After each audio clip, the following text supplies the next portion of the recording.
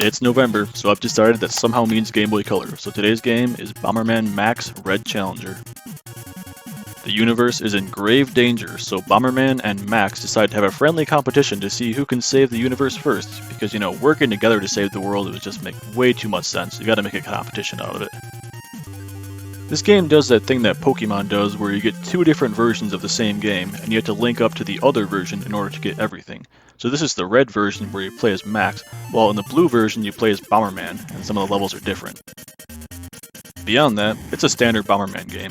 You run around killing stuff with bombs and collecting power-ups. The twist here is that each level has a certain goal that you need to accomplish in order to beat the level.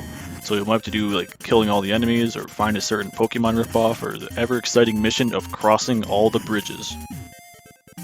And once you beat that level's goal, several portals appear that will take you to another level. The blue levels are taking you to new levels, while the red portals will take you to levels that you've already beaten. This game is pretty non-linear, so you'll just be beating levels and finding blue portals until eventually you find the portal that leads to the boss stage so that you can move on to the next world. The game is pretty fun as far as single-player Bomberman games go, but it's also pretty tough. For one, the collision detection is extremely unforgiving. When a bomb explodes, you'd better make sure that not even a pixel of your body is touching that explosion, or you're dead. Most Bomberman games give you a little bit of leeway with this, but this one really doesn't give you any of that. This game also has cherub bombs for you to collect, which are basically like Pokemon ripoffs that you can collect.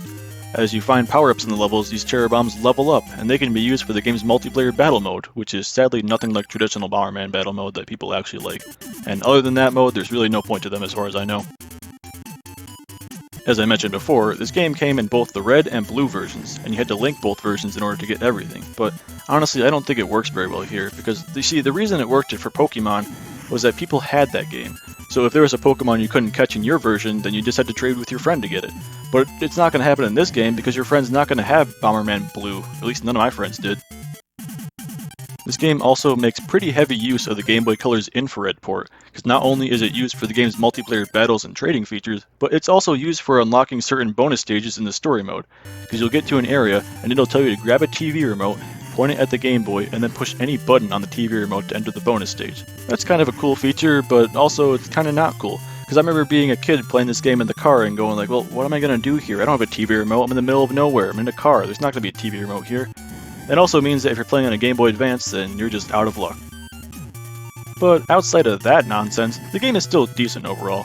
The ridiculous collision detection means that it's going to be a challenge to get through this one, but if you like Bomberman, it's still a good game.